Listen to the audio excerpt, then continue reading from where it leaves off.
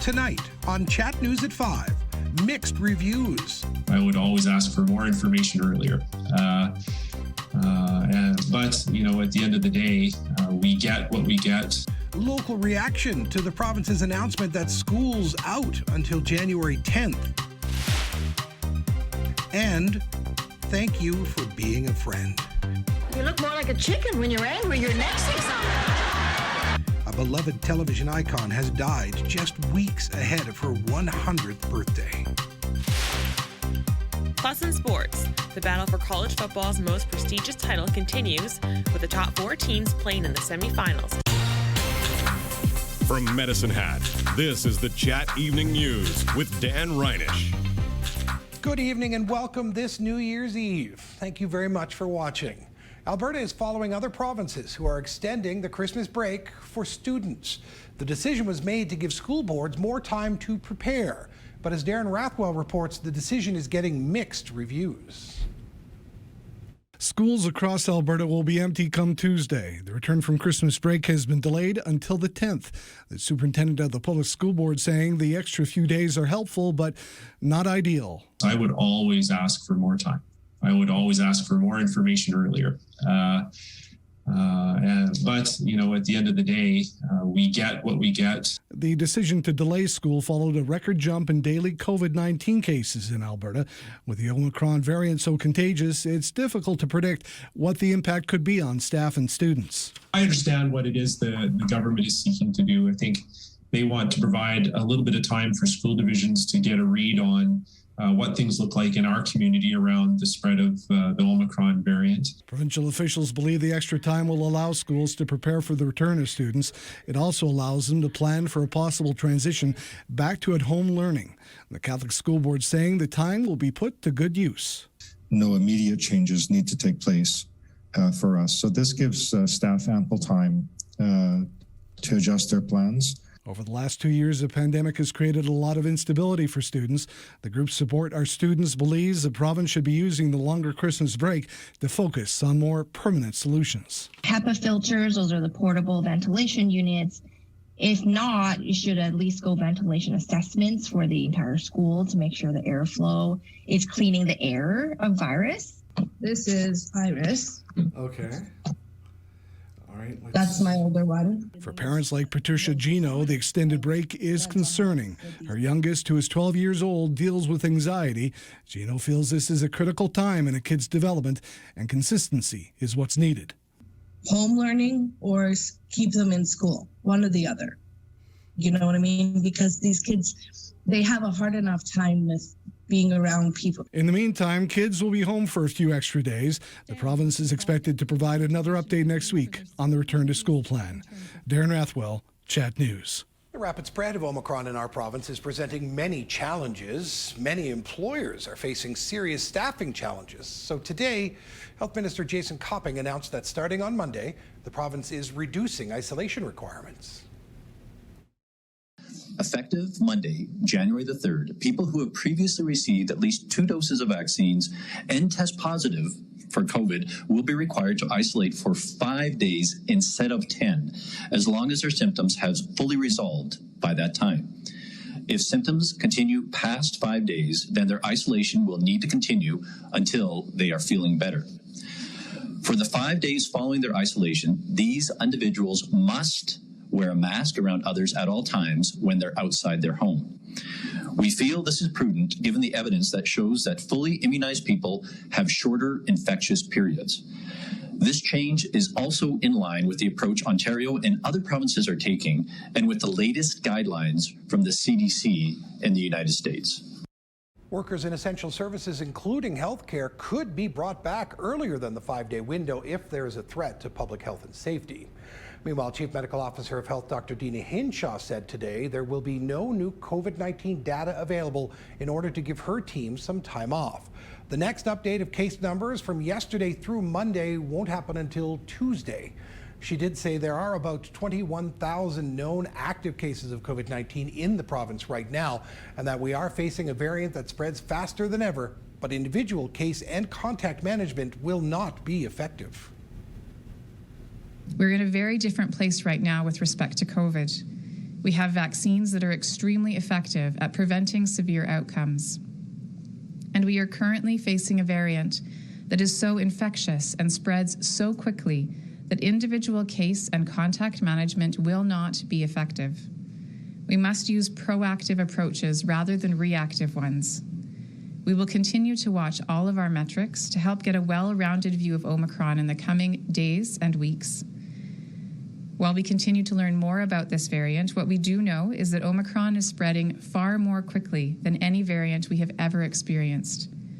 With more people being infected and in a very short time, that poses a significant potential threat to our healthcare system. Even though it seems that a smaller percentage of cases are requiring acute care, we can expect that with a greater number of people infected, that will soon translate into a greater number of people in hospital.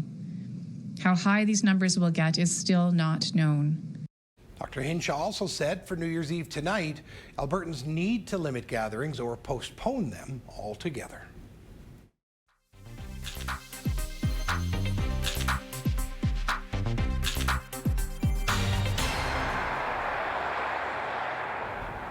Boy, that's a false view. That doesn't look cold at all, but it is. We are still in the midst of the extreme cold warning here in Medicine Hat area. Meanwhile, there is a winter storm watch in place for the foothills. Today we got to minus 25. It's still there. The temperature with the wind chills in the minus 30s. It'll be into the minus 40s tonight, but this time tomorrow, it should be much, much warmer than that. The AccuWeather forecast coming up in just a few minutes here on Chat News at 5.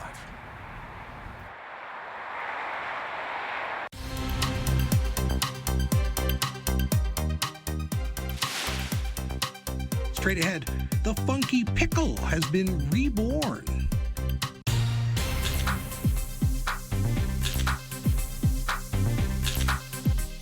The County of Newell is making a significant change to how it funds Halo Air Ambulance and is putting pressure on the provincial government to do the same. Halo has an annual budget of about $3 million and relies on 3 funding streams to cover that: community donations, funding from municipal and regional governments, and funding from the Government of Alberta. Until now, the County of Newell gave $1 per person to the air ambulance service for about $7,500 a year. In its last meeting, they unanimously agreed to contribute $50,000 to Halo next year. The Reeve says the county is prepared to increase its contribution if the province does so as well. It's important when you need it, so it's important that funding is secure, and I think it reflects this council's concern that we fund it adequately, and that also other partners come to the table. You'll notice from the motion that it also calls on the provincial government to come to the table. I don't think it's acceptable that this service be inadequately funded on an ongoing basis. I think our council wants to see this resolved. Reeve Arnold Dirksen says the county wants to contribute $50,000 to Halo every year moving forward. A slice of Alberta history has found some new appreciation overseas. With the rest of this story, here's Morgan Black. A stop at this White Ave mainstay was often the perfect way to end the day or night. You miss it. You get like a sense of nostalgia when you think about it. Bob Vandell grew up in the White Avenue area. When the Funky Pickle closed in 2015, he remembers sitting inside a nearby pub and thinking, what if? A kid from White Avenue, he's got Funky Pickle, and we're sitting just south of London. Vandell and his family moved to the UK and decided to bring a slice of home with them. So excited. This pickle has no affiliation with the White Ave spot or its owners. They don't even have pizza on the menu. But Vandell says he's kept the local feel.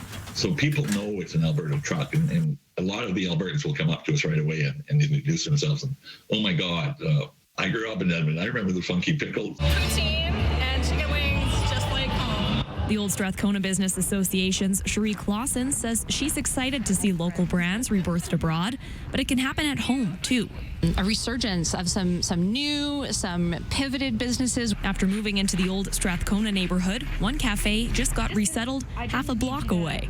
Things that were Edmonton born maybe are still here or going to come back, or maybe they're going to come back in a different way. After getting so much love from Edmontonians abroad, Vandell says his version of the Funky Pickle may soon be back on White Avenue. Morgan Black, Global News. As the calendar switches to a new year, some businesses are going to be giving their employees time off this weekend, making it a long weekend. Here's a look at what's open and closed around Medicine Hat as the city rings in the new year.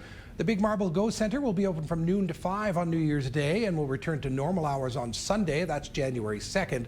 The Medicine Hat and Redcliffe Public Libraries are closed. They won't reopen until Sunday, January 2nd. Medicine Hat Transit returns to regular service on the 2nd as well. The Esplanade won't reopen until Tuesday. That's January 4th.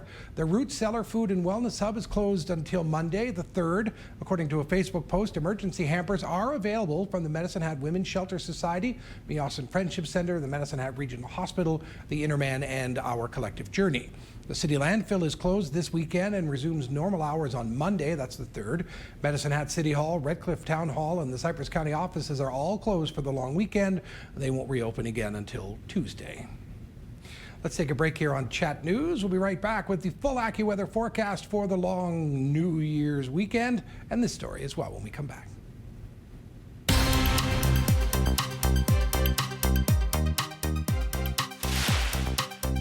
Coming up, a look back at the amazing life and career of the one and only Betty White.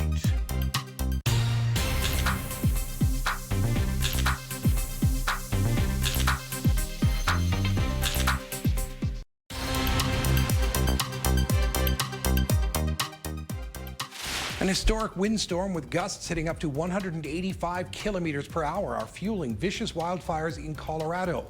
More than 30,000 people were forced to evacuate and hundreds of homes have been destroyed. Heavy plumes of smoke and embers, as you can see, eclipsed the sky and roads were on fire as those in its path grabbed their children and scrambled to evacuate. When all is extinguished, likely to be the most destructive wildfire in the state's history. And as you'll see and hear in about 15 minutes on Chat News, downed power lines may be to blame. An entertainment legend died today at the age of 99. Betty White had been in the news this week as word came out she was planning her 100th birthday party for January 17th. Here's a look back at the life and career of the one and only, the legend, Betty White. It's a good day. How can anything go wrong? It's a good day from morning till night. Betty White's cheerful Hollywood career began in her teens, and by her 20s, she was a fixture on television with her own daily talk show. Ahead of the times, White co-founded her own production company in 1952. She worked on a variety of television and film projects over the years before turning a 1973 guest appearance on The Mary Tyler Moore Show into a permanent role. White was a scene stealer as the man-hungry Sue Ann Nivens. I think a man should be virile and macho and just reeking with masculinity.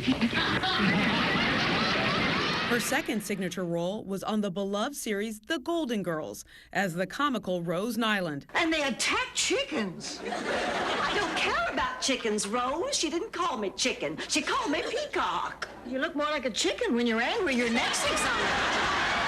With the Golden Girls, I got to play with those silly ladies every week, and I loved Rose Nyland. She was positive, and she wasn't the sharpest knife in the drawer, but she wasn't dumb. She was just terminally naive. Off-screen, White married 3 times.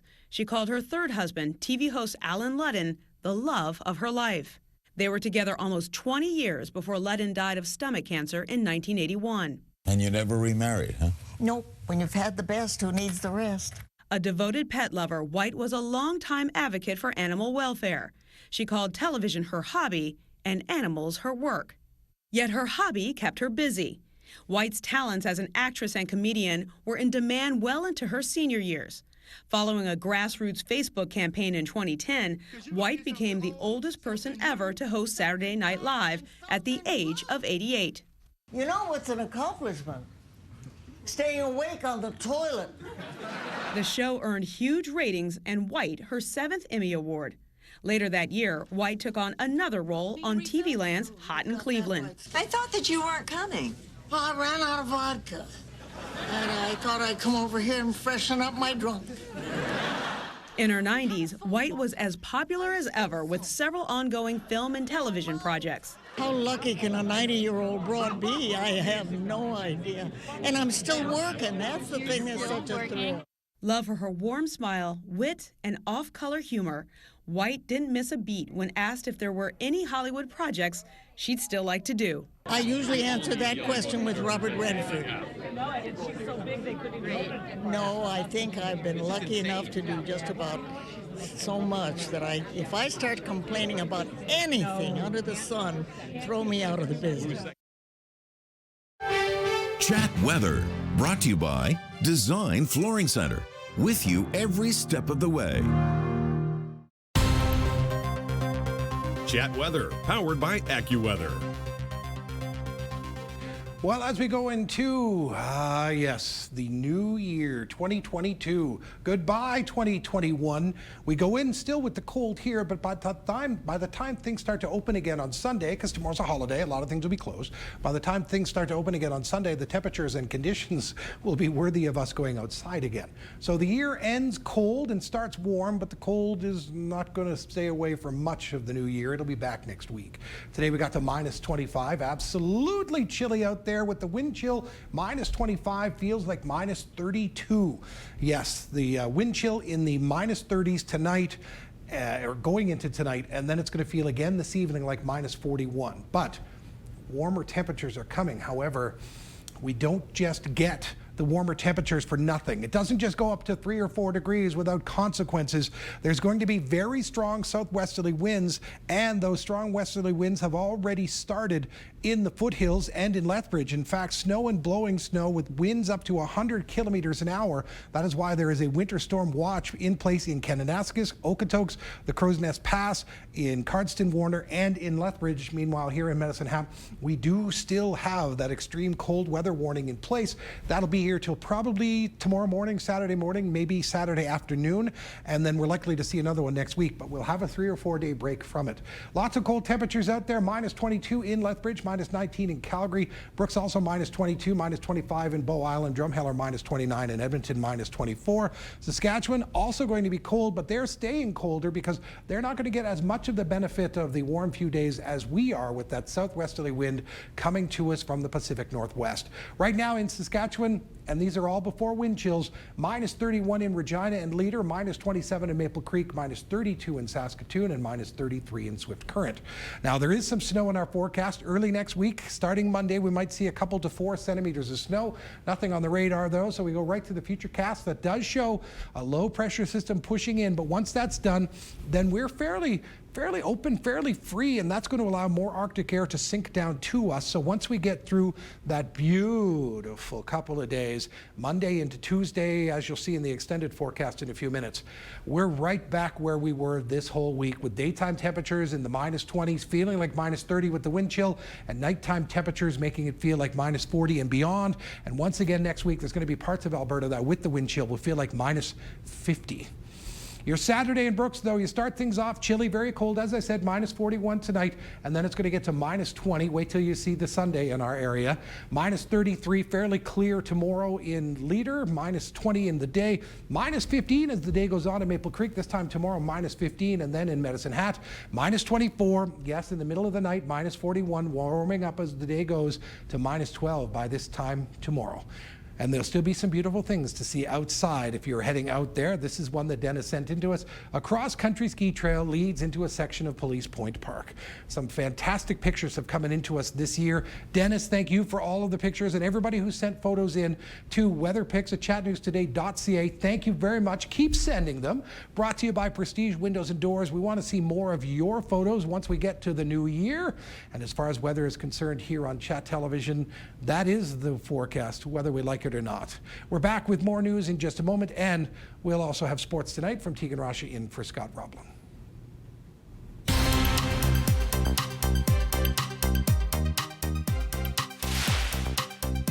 Still to come, the last year has possibly caused lasting damage to one of Canada's most crucial industries.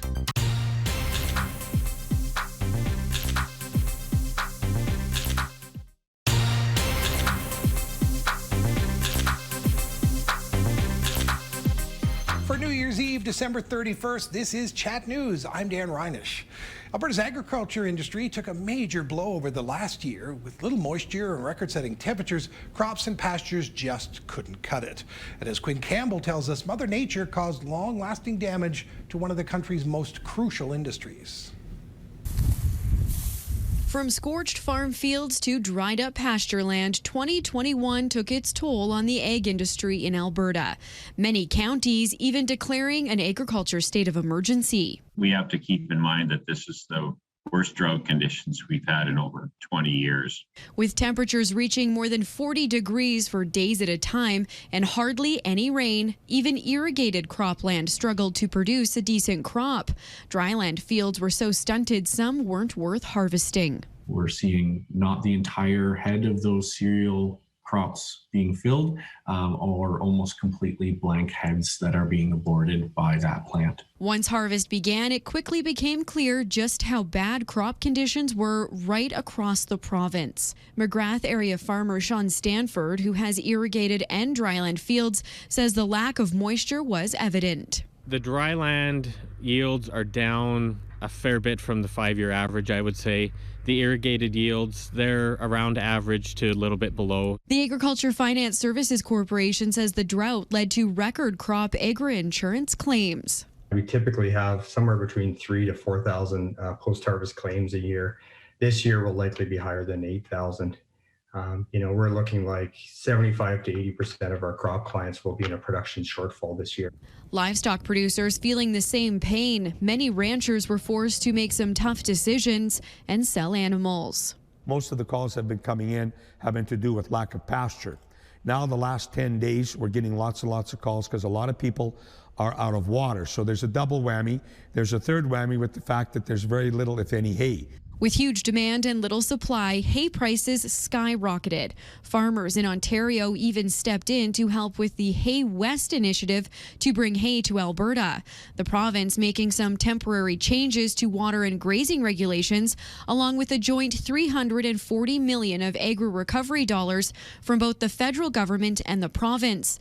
The payments come in 2 phases. AFSC says in phase 1, $176 million was paid out. Phase 2 opens the first week of the new year.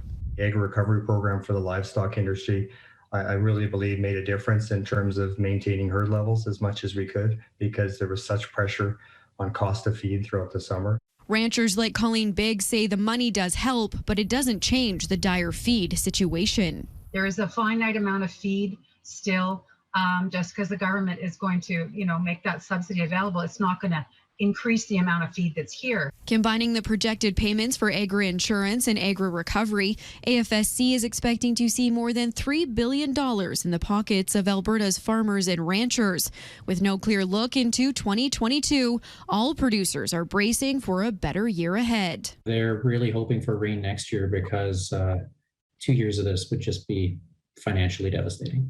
Quinn Campbell, Global News. A winter wildfire in Colorado has forced tens of thousands of people to flee their homes. Towering flames fueled by hurricane-force winds caught so many off guard, burning hundreds of homes to the ground. As Jennifer Johnson reports, residents say there was little warning with only minutes to escape. God help us. Tens of thousands of panicked residents were told to get out of towns northwest of Denver. Neighborhood after neighborhood obliterated by wind-driven wildfires, a rare occurrence in Colorado this time of year. The scenes were almost apocalyptic. Hundreds of houses burned to the ground. This video captured the eerie sounds of the winds that hit nearly 170 kilometers per hour, driving the flames the length of football fields in a matter of seconds. It's a pretty profound loss to lose a house, but my wife and I are safe and uninjured. At the moment, I'm glad she didn't take the drive over with me this morning because it's breaking my heart. I'm sure it would break hers too. The wildfires destroyed more homes than any other fire in Colorado's history. The smoke was so heavy, shoppers evacuating a local Costco couldn't see where to go. There's ashes in the sky and fire in the ground. It's pretty scary. In nearby Louisville, Colorado, a hospital was forced to evacuate its patients as the fire bore down. Investigators say several of the fires were sparked by downed power lines. This was a disaster in fast motion, many families having minutes to get whatever they could, their pets, their kids, into the car and leave. The last 24 hours have been devastating. Scientists say climate change is making wildfires more frequent and destructive, and this region of Colorado is extremely dry. The last snow fell December 10th. 90% of Boulder County is in a severe or extreme drought, which made this heavily populated area a tinderbox. I would estimate it's going to be at least 500 homes. I would not be surprised if it's 1,000. The winds are now dying down and snow is in the forecast. Both will help firefighters finally get ahead of the fires. Homeowners will eventually return to what's left of their houses, with little to celebrate as they ring in the new year. Jennifer Johnson, Global News, Washington. For a second day, the body of anti-apartheid hero Archbishop Desmond Tutu has been lying in state at St. George's Cathedral in Cape Town. Mourners have filed by his simple pine coffin to pay their respects. David McKenzie has more. A private moment of grief at a very public farewell for Desmond Tutu at St. George's Cathedral, the People's Church. Tutu personally requested the simple pine coffin. The Nobel Peace Prize winner, anti-apartheid hero, was a global celebrity, but always a humble man. A man who touched many. And you seem quite emotional about this moment. I am emotional because I'm very sad that he died in an era that we did not achieve what he set out that we must achieve. Doreen February woke up at dawn to make it here. As a young woman, apartheid made her a second-class citizen. She says Tutu gave her hope. He gave us confidence that one day we will be free. Chiming for a man that fought his battles from this pulpit and out on the street, railing against the racist injustices of apartheid with great physical bravery and moral clarity. He brought intellect, he brought compassion, he brought a way of emphasizing this is how humanity, this is a face of humanity, presenting an African faith, but also universalizing and say, God is for everybody. He would always come back to this church, to St. George's, preaching only as Desmond Tutu could preach. So what lesson do we have for the way he lived his life and interacted with people? Well, he'll say, don't take yourself too seriously. Why are you having such a glum face? We need to continue to remind ourselves that life is not about carrying burdens. It's about celebrating joy. A celebration and final goodbye for a loss that will be felt by a nation. Only 100 people will be allowed to attend the funeral tomorrow for Archbishop Tutu as the new highly transmissible Omicron variant fuels a fresh surge of COVID-19 cases in South Africa. With more, here's Redmond Shannon. The lifting of South Africa's midnight curfew could hardly come on a better day for bars and clubs. These doors are just going to be here for display. We're not going to shut these down no more. We are all in. All in. I'm happy and I'm excited that the curfew's been lifted, but I'm also a little bit nervous because I hope that people won't abuse that. The government has ended the curfew for the first time since March 2020, desperate to help revive its struggling economy. It is the view of the experts that Omicron has reached its peak, and because below that peak, clinical manifestations have not led to a significant change in the hospital load. The more transmissible Omicron variant was first identified in South Africa in November. New preliminary research suggests Omicron is leading to less severe disease. Experts believe that is partly down to immunity provided by vaccines and previous infections. And in England, where 1 out of every 25 people had COVID last week, a new study released Friday says the risk of hospitalisation is greatly reduced, as low as 1/3 of that for the Delta variant. If Omicron is less severe, it could transform what the pandemic looks like. Another South African study this week suggests the variant could fully displace Delta. In my opinion, this outcome might show that it may disrupt our lives less than it did before. But the World Health Organization is warning, despite early research findings, global case numbers are at unprecedented levels. We don't want people to be complacent, saying this is not severe, this is mild, and we have to be very careful in that narrative. Almost 2 million new cases were recorded worldwide on Thursday. Redmond Shannon, Global News, London. In addition to fueling a fresh surge of COVID-19 cases in South Africa, the Omicron variant has brought a record number of new COVID cases to almost every province in Canada and state in America this week. Thus, it's not going to be the New Year's Eve most people were hoping for, with celebrations being scaled back around the globe, including at the big event in Times Square in New York City. Laura Podesta reports. 10, 9, 8. As the country gets ready to ring in 2022, it's a repeat of 2021. COVID cases are once again rising to record highs across the country.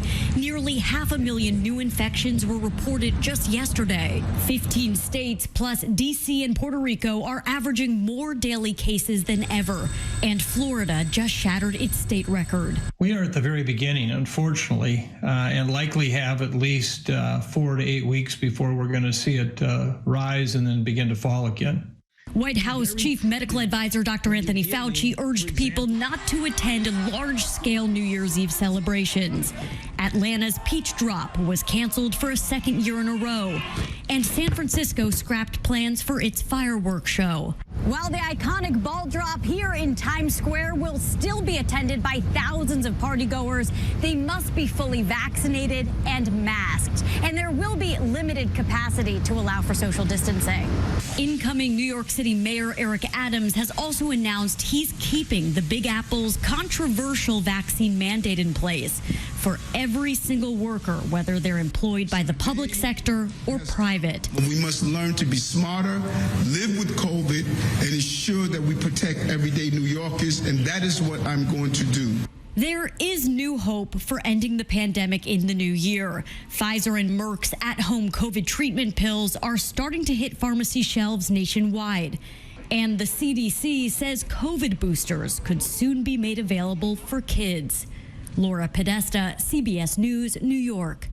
You can watch the festivities and celebrations in Times Square in New York on Chat Television. Dick Clark's New Year's Rockin' Eve with Ryan Seacrest begins at 9 and runs until midnight. This is Chat News. Back in just a few minutes. Tegan Rasha will be here with sports.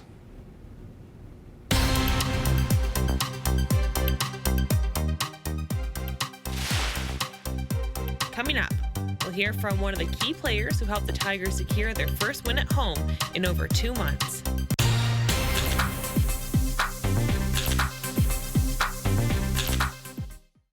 Chat Sports, brought to you by the Landscape Depot. Quality landscape supplies. Get creative in your outdoor living space with the Landscape Depot.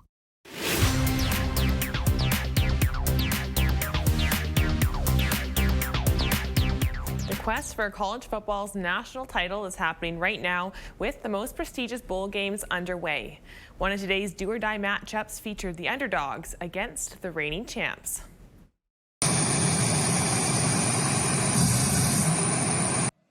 Alabama starting out strong with Bryce Young passing to Slade Bolden for an 8-yard touchdown, 7-0 Bama.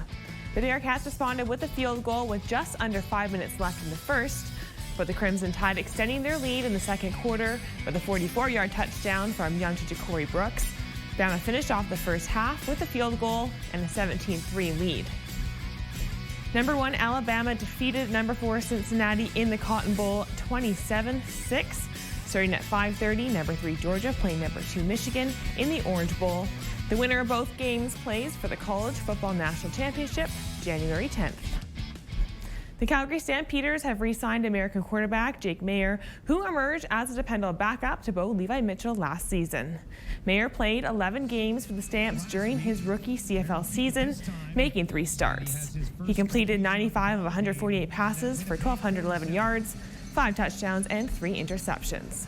He had 3 300-yard passing games and was the first player in CFL history to crack the 300-yard milestone in each of his first 3 starts. Maier won his CFL debut in Week 3, beating Montreal 28-22, and he set a franchise record the following week, completing 17 consecutive passes in an 18-16 loss at Winnipeg. Just hours before the game, New Jersey Devil head coach Lindy Ruff tested positive for COVID-19, but that didn't stop his team from coming out on top. Here to Hughes. Jack Hughes shooting. He scores! Jack Hughes scored the overtime winner and his second of the game to give the New Jersey Devils a 6-5 win against the Edmonton Oilers. Hughes opened up the scoring for New Jersey, netting a power play goal less than 2 minutes into the game. Connor McDavid responded with his first of 2 of the afternoon, making it a tie game. Nico Hischier put the Devils back in front just 17 seconds later. The game went back and forth, but it was the Devils' Igor Sharangovich scoring on a deflection with 32 seconds left in regulation, pushing the game into overtime.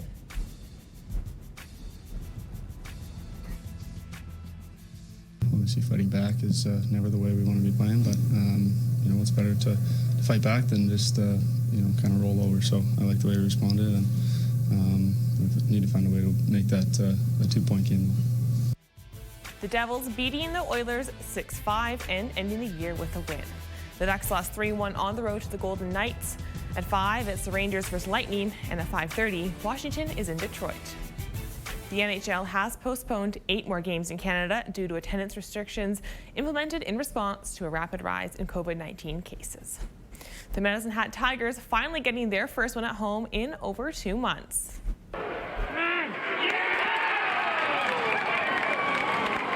Goalie Garen Bjorklund carried the team with 41 saves as the Tigers beat the Calgary Hitmen 3-2. Looking for redemption after a 3-1 loss to Calgary Tuesday, Tiger Tyler McKenzie netted his first goal of the season, making it 1-0 for the Tigers. In the second period, Noah Danielson rips one from the face-off circle on the power play to double Medicine Hat's lead. A few minutes later, Hitman Graydon Sietman making it 2-1 after scoring on a breakaway. Early in the third, McKenzie, with his second of the night, is now 3-1. Calgary's Zach Funk got the final goal of the night, but it wasn't enough to surpass the home team. The Tigers with the win. 2 points is always great. I mean, you know, we're not satisfied with it also, but yeah, I mean, it's a great feeling to get us rolling and get the ball rolling here. He works so hard in practice. Like, guys don't know how hard he works. And, you know, for me, I can go back to 2 other guys that since I've been here, that's worked like that, and one was MacArthur, and then the next guy was Helm. And, you know, that's saying a lot. Those are 2 pretty good hockey players, and they got to the NHL because of how hard they worked in practice, and McKenzie works like that. On New Year's Day, the Tigers host league-leading Winnipeg in the team's 3rd matchup of the season. The Ice have won the first 2 games. Then on Sunday, the Tigers head to Calgary for a 1 p.m. start time. Saturday's Winter Classic in Minneapolis could be the coldest outdoor event in NHL history. Temperatures are supposed to near -20, not including the wind chill. But Sharon Wu has more on why Minnesotans aren't scared. Is anyone surprised that the possible coldest NHL outdoor event is still a go? It may be a little colder than usual, and it might be a little colder than we've ever played in, but we're very confident about playing the game. National Hockey League Senior Executive Vice President Steve Mayer says this is what hockey is supposed to be like. Playing hockey on lakes, for most of our players, this is how they started. So, you know, having the cold weather and the energy that it presents, we know that for our players at the NHL, this is the game they wait for in the regular season. I've already seen St. Louis Blues fans walking around. See, the cold hasn't scared them away either. In fact, Downtown Council CEO Steve Kramer says it's perfect for memory making. You know, you remember back when I was at the Winter Classic when it was 20 below wind chill in Minneapolis, and that was great. We embrace weather here, we prepare for it, and we just soldier on, and it's going to be a great event. And what a way for downtown to make a splash in the new year. Really does demonstrate that downtown is alive. It's a great place to come and enjoy, just like you did in the past. So we're kind of open for business, and events like this really help cement that perception, which is important for us to continue to emphasize. Well, that wraps up sports for the year. Happy New Year. Happy New Year, Tegan. Right back with a recap of today's top stories.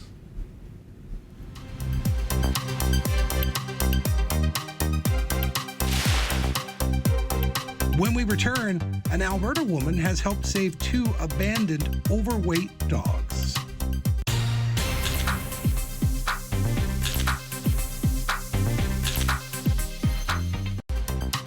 You are watching Chat News at 5. Here's a recap of today's top stories. The province's announcement that students wouldn't return to class until at least January 10th received mixed reaction today in Medicine Hat. Public School Board Superintendent Mark Davidson said he understands what the government is seeking to do. The Catholic School Board says their extra 3 days off will be put to use. And the group Save Our Schools, or SOS, says the province should be using the longer Christmas break on more permanent solutions, such as better airflow in schools. While a local mother says what is needed right now is more consistency.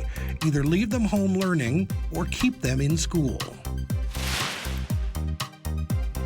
Alberta employers are facing serious staffing challenges due to the rapid spread of Omicron. So today, Health Minister Jason Copping announced that starting on Monday, the province is reducing isolation requirements. Fully vaccinated Albertans who test positive for COVID-19 will need to isolate for 5 days instead of 10. Masks must then be worn for 5 days following the isolation period when around others. And workers in essential services, including healthcare, could be brought back earlier than the 5-day window if there is a threat to public health and safety. If you would like more on these and other stories, please visit our website at chatnewstoday.ca. I hope you know the amount of joy that dogs bring to the life of people. They even make daily routines a little healthier, often forcing us to get outside. But an Edmonton woman has flipped the script. She's given not one, but 2 abandoned and overweight dogs a new home and helped them get back to a healthy weight. Here's Sarah Comedina with the rest of this story. Woody knows he's a good-looking old dog. Are you more handsome? Yeah. He's a massive Malamute, but not like before. This big boy has dropped a whopping 100 pounds. Almost 210. Yeah, they actually weighed him on a cattle scale when they got him in Lethbridge. June 2020, Woody was found abandoned in a muddy creek in Coaldale. He appeared to be drowning. You know, Woody was 11 when we got him, and I can't imagine after 11 years being going, okay, I'm done now. The rescue turned to Pam Hagee, an Edmonton woman who helped another big old boy. Over 200 pounds between them. It's about 205 pounds that they've lost. Where you go? Here's Kai. Atta boy. In 2018, his owners left him at a clinic to be put down. He weighed 173 pounds. He could barely stand. Hagee changed his life. I can't believe someone didn't love him enough to keep him. Kai is bonded with Hagee. He loves going to the dog park and long walks. He also has a job. Are you excited to be a therapy dog? You ready to go? You kind of stick with them through thick and thin, and these guys literally through thick and thin. As for Woody, it was believed he would be great on an acreage, but it didn't work out. He doesn't listen. He does whatever he wants. And I remember thinking, who has a Malamute in the city? Like, literally, who has a Malamute in the city? But I do. Hagee was only supposed to foster these 2, but Kai fit in so well. Are you hungry? In November, it was clear Woody would also be added to the pack, even if sometimes he gets a little desperate for snacks. I always thought of myself more as a puppy person, but boy, these 2 old boys really stole my heart. These dogs spent years unable to really move. Now they have a safe and healthy place to live out their golden years. Sarah Comedina, Global News. Well, if you've been dealing with the cold temperatures this week and haven't had a good walk with your dog, by the time we get to Sunday, there'll be some good walking to be had out there. In fact, by the time we get to tomorrow, today we were minus 25. Tomorrow, we're going to be minus 11, and then 0 on Sunday. That might even get up to a couple of degrees. Now, there will be some consequences of these beautiful warm temperatures. We're going to see the winds blowing as much as 40 kilometers an hour, maybe more. And in the foothills, there's a winter storm watch in place. So if you're driving out there, know that things are not going to be great. However, not great is something we're going to have to deal with again once we spread this out as we go into Tuesday. Minus 22, minus 24 again. So we will see very, very cold temperatures. Whether we have another extreme cold warning put in place again next week, we'll have to wait until Monday afternoon to see. And Monday afternoon, when you get ready to watch Chat News at 5, we won't be back here. We're back on Tuesday. That is it for Chat News for this year. I'm Dan Reynish. You're about to see the list of everybody that works on this show. Thanks to them. thanks to you for watching, and along with the names, it's New Year's Eve. How about some fireworks? Happy New Year. We'll see you back here on Tuesday.